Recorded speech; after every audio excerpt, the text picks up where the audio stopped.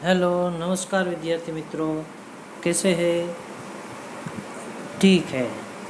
चलो तो आज हम वैसे सेम 1 तक की बात करें तो हमने बहुत सारे टॉपिक देख लिए हैं। कई सारे मुद्दों को लेकर बात की हुई है। हमने उनकी एग्ज़ाम भी दी हुई है, अच्छे मार्क्स भी मिलेंगे सबको। यानी कि जैसे जितना जिन्होंने लिखा है उसे उतने मार्क तो मिलेंगे ही। ठीक है।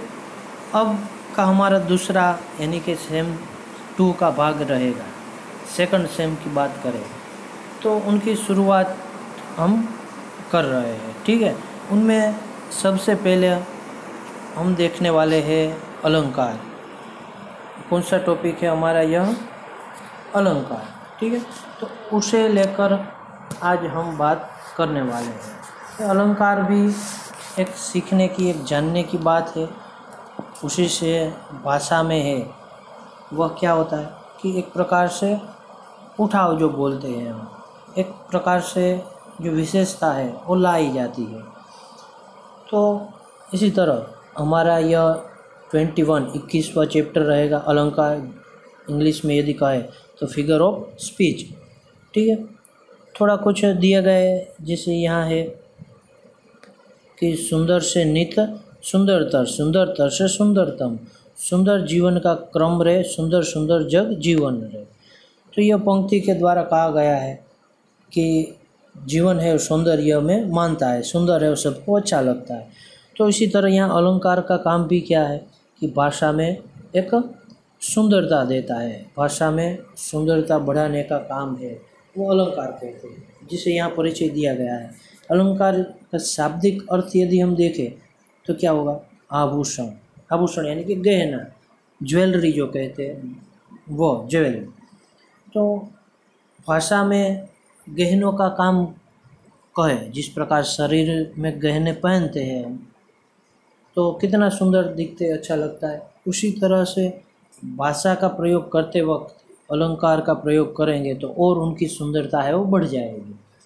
तो यह नर नारियों की सुंदरता जिस प्रकार अलंकार करता है, आभूषण करता है, वैसे यहाँ अलंकार करता है। मुख्य रूप से देखें तो यह शब्द और अर्थ दोनों में सौंदर्य उत्पन्न करते हैं। अलंकार जो होते हैं शाब्दिक तौर पर भी विशेषता लाते हैं और इसके अलावा क्या कहा कि अर्थ की दृष्टि से भी है वो विशेषता लाते हैं। तो यह अलंकार है। आगे देखें तो क्या कहा है? अलंकार के मुख्य 2 भेद है, यानी कि 2 मुख्य प्रकारों में अलंकार को हम बांट सकते हैं, भाग कर सकते हैं। जिसे यहाँ दिया गया है, एक तो कौन सा है? शब्दालंकार और दूसरा है अर्थालंकार। यानी कि शब्द पर आधार रखने वाले जो अलंकार है, शब्द में जो विशेषता लाकर जो आभूषण का काम करते हैं तो शब्दालंकार होगा, और जो अर्थ के कारण विशेषता लाते हैं तो वो कौन से हो गए? अर्थालंकार हो गए। देखेंगे अभी विस्तार से, सब कुछ समझ में आ जाएगा। ठीक है। ध्यान रखना होगा, पूरी तरह से समझना होगा, शब्द स सुनना होगा तो जाके आसानी से समझ पाएंगे। ठीक है। तो देखें तो 2 भागों में, पहला शब्दालंकार से लेकर हम शुरू करेंगे। ठीक है।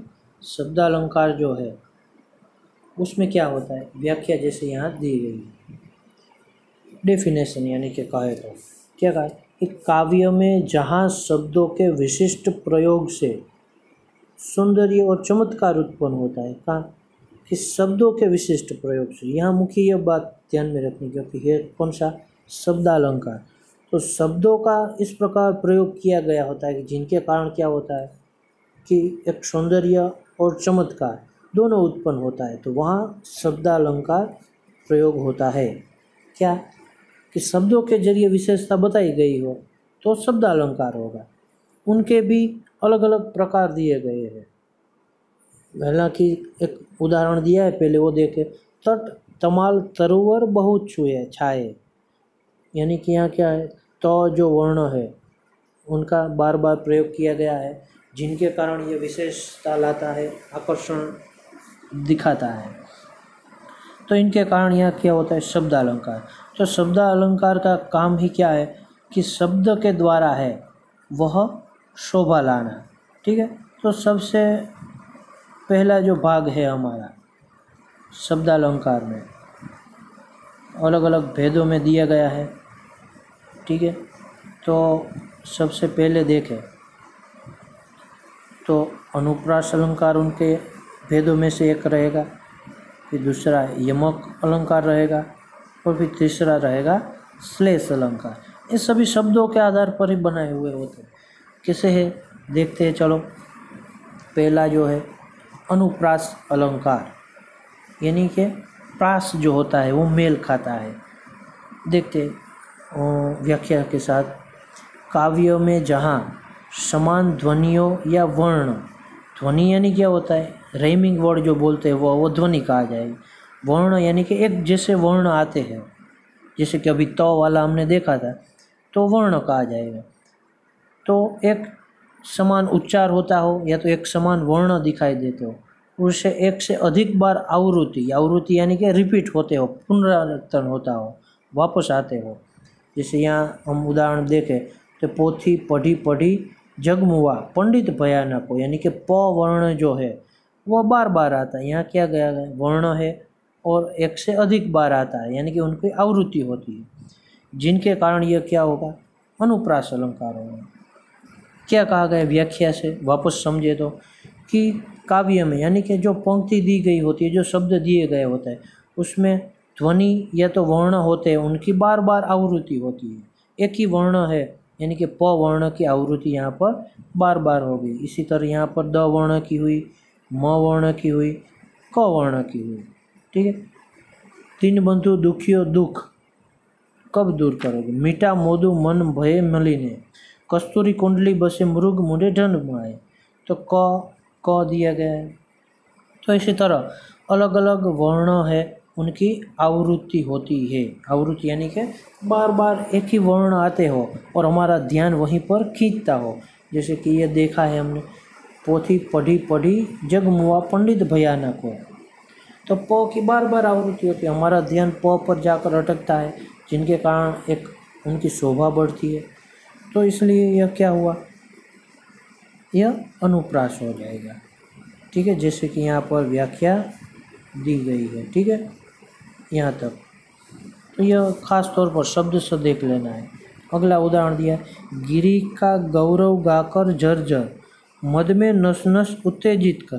तो यहाँ एक यानी कि दो पंक्ति दी गई, उसमें तीन वर्ण दिए गए, ग भी है, ज भी है, न भी है।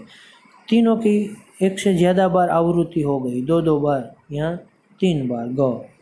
तो इनके कारण यह कौन सा होगा, अनुप्रास। यानी कि वर्ण के हिसाब से चलना है। ध्वनि भी ये कहे या तो वर्ण कहे, दोनों एक ही होता है। ठीक है, तो उनकी आवृत्ति होती है, तो वो रहेगा अनुप्रास। दूसरा लास्ट वाला उदाहरण, निंदक नेड़ा राखिया आंगनी कुटी छवाए। तो उसमें न या 3 बार वैसे कह सकते, निंदक नेड़ा राखी आंगनी कुटी छवाए, तो वो हो गया हमारा अनुप्रास अलंकार। ठीक है, देख लेना, फिर भी 1-2 बार शब्द से पढ़ लेना, आसान सा ही है, बहुत ही, ये समझ जाएंगे हम, कोई दिक्कत नहीं रहेगी। इसके बाद यहाँ यमक अलंकार दिया गया है, दूसरा प्रकार, दूसरा मेन प्रकार जो हमारा रहेगा कौन सा है, यमक अलंकार।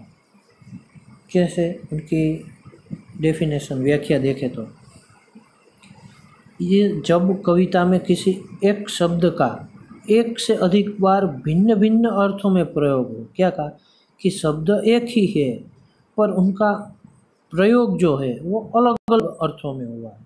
घटा और घटा दोनों शब्द तो एक है, पर यहाँ पर जो उनका अर्थ लिया गया वो अलग है, यहाँ पर लिया गया वो भी अलग है। देखो, काली घटा का घमंड घटा, काली घटा, घटा यानी एक पहला जो है वो कौन सा है, बादल के अर्थ में दिया गया है। दूसरी घटा यानी कि घटने के अर्थ में, कम होने के अर्थ में दिया गया है।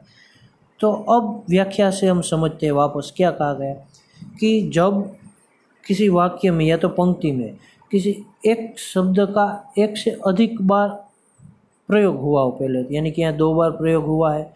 और इसके अलावा भी क्या होता है कि भिन्न अर्थों में, भिन्न यानी कि अलग अर्थ में, यहाँ भी ये घटा का अलग अर्थ है, यहाँ पर भी इस घटा शब्द का अलग अर्थ है, तब वो क्या हो जाता है, यमक अलंकार कहलाता है। यानी कि यमक अलंकार में एक ही शब्द का 2 से ज़्यादा बार, 1 से ज़्यादा बार प्रयोग होता है, और जब भी प्रयोग होता है तो अलग अर्थ में प्रयोग होता है, तो तब वो क्या कहा जाएगा, यमक अलंकार। ठीक है, देखते हैं और भी विस्तार से उसमें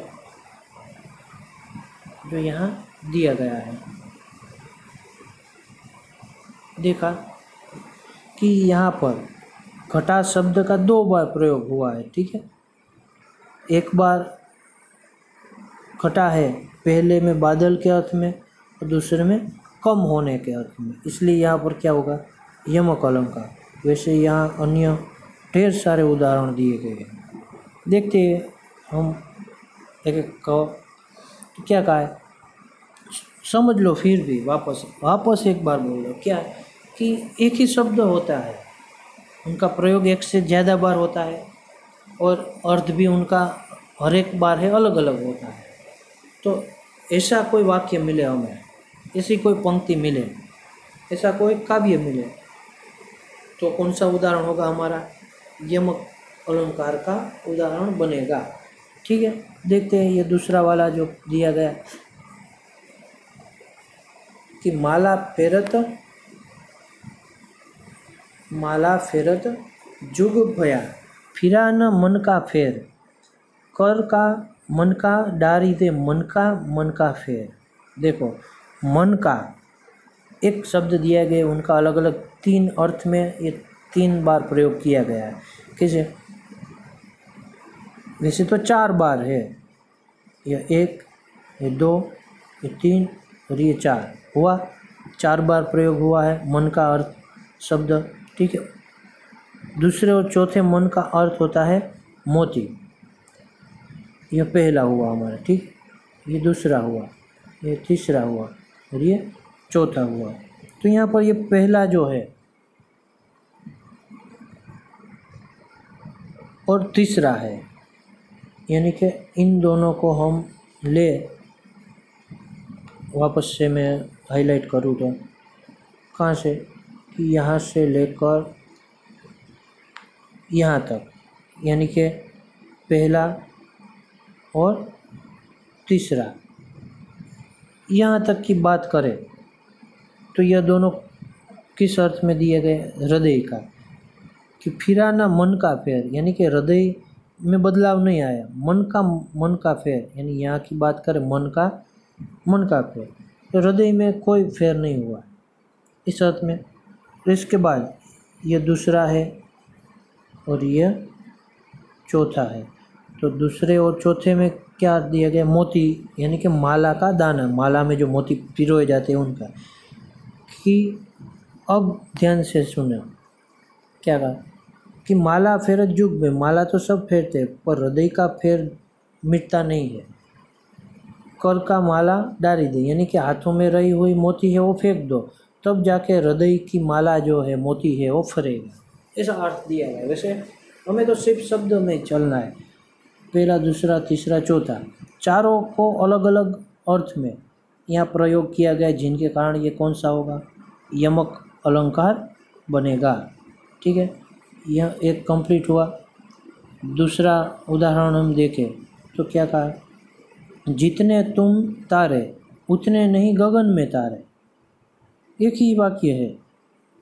तारे का 2 बार, पहले तारे का अर्थ उद्धार करना, कि जितना तुमने उद्धार किया इसने तो तारे भी नहीं है आकाश में, तारे यानी आकाश में चमकने वाले तारे, यहाँ यह अर्थ में, यहाँ तारना यानी उद्धार करना, तो दोनों अर्थ होता है, तारना यानी उद्धार करना, पार लगा देना, तारे यानी आकाश के तारे, तो यहाँ पर भी हो गया क्लियर। ठीक है, इसके बाद तीसरा देखें तो 3 बेर खाती थी वो 3 बेर खाती थी। देखो, शब्द भी एक ही प्रकार के हैं दोनों में, 3 बेर खाना, 3 बेर खाना, फिर भी अलग अलग बेर का अर्थ यहाँ दिया गया है। क्या, पहले का अर्थ है बार, यानी कि 3 बार खाती थी। बेर यानी 3 बार, और दूसरे का थे बेर यानी कि फल, जो बोर हम बोलते हैं ना, बोर बोलते हैं गुजराती में, कहते हैं तो बोर, बेर कहा जाता है हिंदी में। तो 3 बार खाया और 3 बेर खाए, ऐसे अर्थ में 3 बार भी खाया और 3 बेर भी खाए। तो बेर शब्द एक ही है, पर उनका अलग अलग 2 अर्थों में 2 बार प्रयोग हुआ है, जिनके कारण यह हमारा वाक्य जो है वो कौन सा उदाहरण हो जाएगा, कौन सा अलंकार बन जाएगा? हाँ, यमक अलंकार। ठीक है, अब भूलना नहीं चाहिए। और एक उदाहरण दिया गया, अंतिम देख लेते तो और भी क्लियर हो जाए। कनक कनकते सो गुनी, मादकता अधिकाय। कैसे 2 शब्द दिए गए, पहला दूसरा, कनक और कनक। कनक कनकते सो गुनी, यहाँ पहले कनक यानी सुवर्ण, सोना, गोल्ड जो कहते हैं वो, गोल्ड सोने की बात। कनक का एक अर्थ होता है सोना भी, और एक अर्थ होता है धतूरा। धतूरा नामक एक छोड़ होता है, छोटा सा, जो फूल सफ़ेद से आते हैं, धतूरा जो बोला जाता है, वो एक प्रकार का छोड़ है। तो क्या कहा गया है? दोनों अर्थ में, एक सोने के अर्थ में, गोल्ड के अर्थ में, एक धतूरे के अर्थ में, कि सोना और धतूरा की मादकता है वो अधिक होती है। सोना मिल जाए तो भी आदमी अभिमानी हो जाता है, और धतूरा यदि खा ले, वो पी ले, तो भी नशा हो जाता है। यानी कनक 2 बार 2 अलग अलग अर्थों में प्रयोग हुआ है।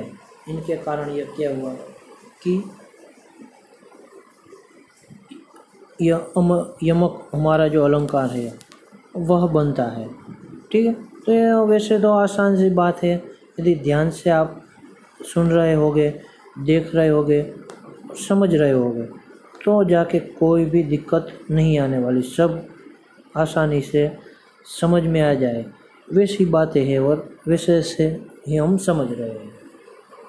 इसके बाद यह हमारे शब्दालंकार का अंतिम तीसरा जो है श्लेष अलंकार, उनके बारे में हम चर्चा करें तो क्या होगा, देखते हैं व्याख्या के साथ। श्लेष का अर्थ है चिपका हुआ, छिपा हुआ। कविता में जब एक ही शब्द में से एक से अधिक अर्थ चिपके हुए हो तो श्लेष अलंकार होता है। ठीक है, श्लेष और यमक में ध्यान रखना है, थोड़ा बदलाव है, थोड़ा डिफरेंस है।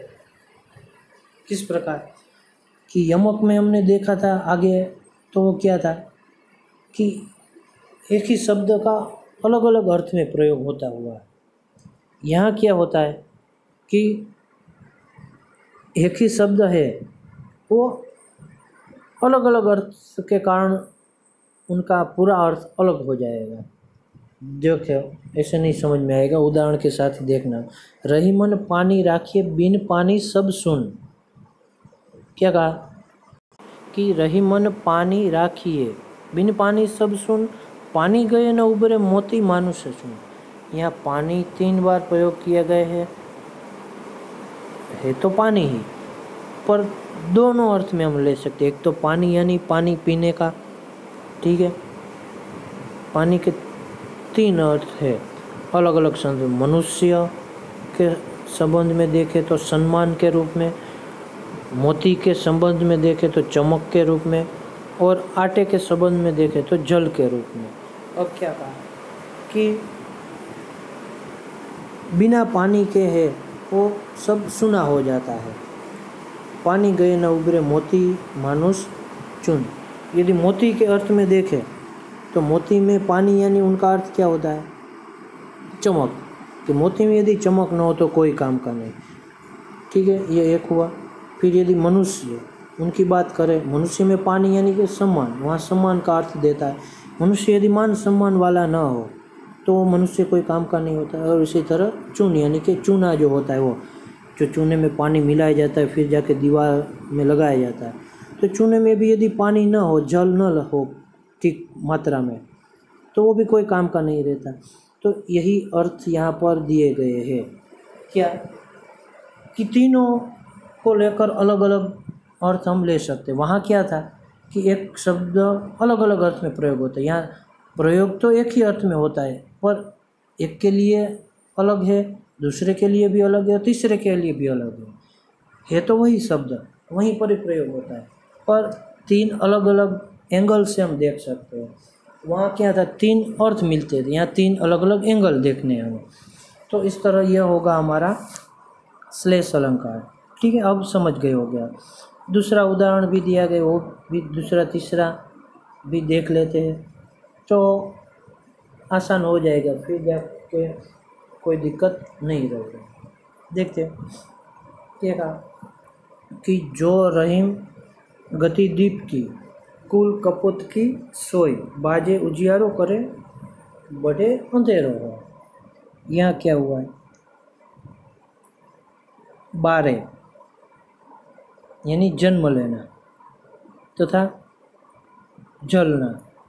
ये बारे जो शब्द दिया गया उनका 2 अर्थ होता है, एक का अर्थ है जन्म लेना और दूसरे का जलना। दोनों के लिए कहा, किसके लिए, एक तो दीप यानी कि दिया होता है, और दूसरा कौन सा है, कपूत यानी कि पुत्र है पर उसमें खराब लक्षण है, दुर्गुण वाला है, सही काम नहीं करता, ऐसा पुत्र तो कपूत कहा जाता है।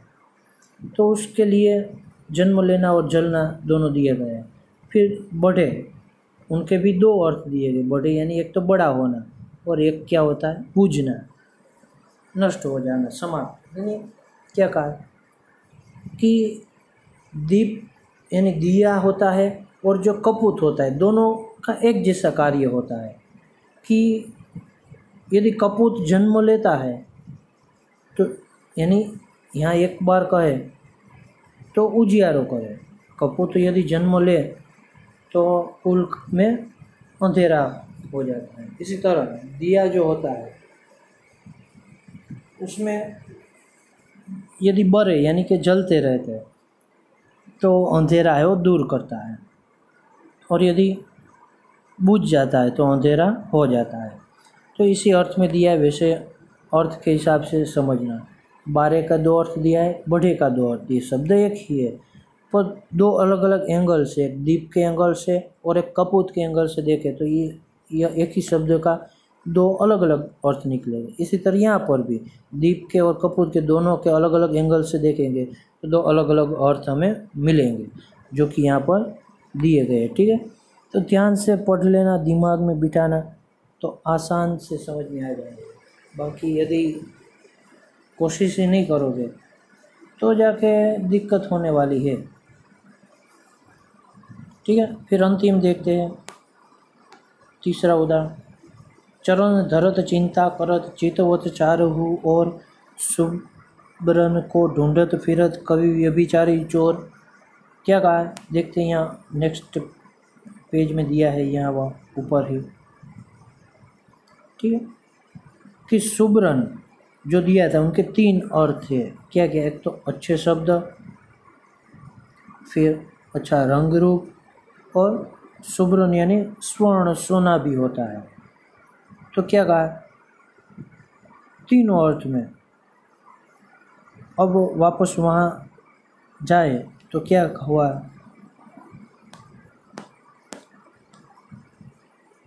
कि चरण धरत चिंता करत, सुब्रन ढूंढत को फिरत, कवि व्यभिचारी और चोर, ये तीनों को लेकर का है।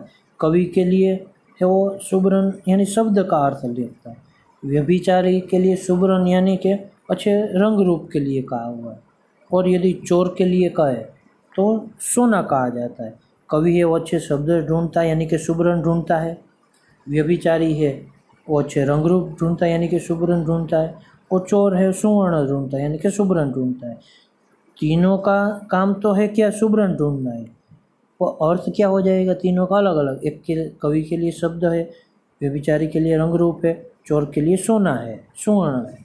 तो यही मुख्य बात समझानी चाहिए। यही कहा गया है कि यहाँ पर श्लेष अलंकार का जो काम होता है वह क्या होता है कि एक ही शब्द होता है, उनका अलग अलग अर्थों में अलग अलग भाग हम निकाल सकते, बना सकते हैं।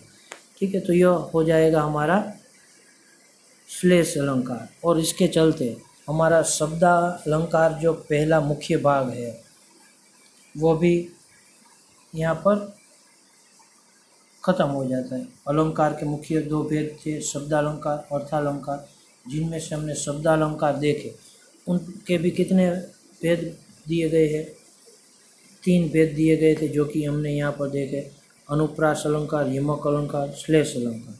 अनुप्रास यानी कि उसमें वर्ण मिलते हैं, यमक यानी कि 2 अलग अलग शब्द होते हैं, और यहाँ पर शब्द एक ही है पर उनके अर्थ अलग अलग होते हैं, तो श्लेष अलंकार। इस प्रकार कुल शब्दालंकार के 3 प्रकार देखे जो भी पूरा हो गया। और अब आगे हम देखेंगे जो कि दूसरा मुख्य प्रकार रहेगा अर्थालंकार का, उसमें भी यह 4 मुख्य रूप से देखने, ठीक है। पर वो बात अभी से मैं नहीं कर रहा हूँ क्योंकि आज बहुत सारा टाइम हो गया, इतना समझना भी कठिन हो जाएगा। तो आप एक बार शब्द सब पढ़ लीजिए, बुक साथ में रख कर देख लीजिए, ठीक है, तो आसानी हो जाएगी। फिर नेक्स्ट लेक्चर में, नेक्स्ट वीडियो में ये दूसरा भेद, अगला भाग हम देखेंगे, ठीक है। तब तक आप घर पर रहिए, सुरक्षित रहिए और मेहनत करते रहिए, पढ़ते रहिए, ठीक है। तो ख़त्म करते हैं, धन्यवाद।